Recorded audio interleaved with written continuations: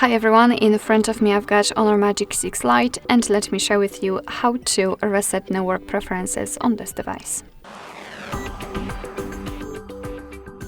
So let's start with opening the settings, and here we have to scroll down to the very bottom to find System and Updates.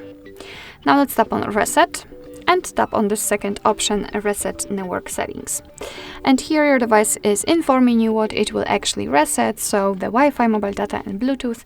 Let's tap on Reset Network Settings and tap on this option again. And as you can see, we've got this information, which means that we just successfully reset network preferences. Alright, so that will be all. Thank you so much for watching. I hope that this video was helpful, and if it was, please hit the subscribe button and leave the thumbs up.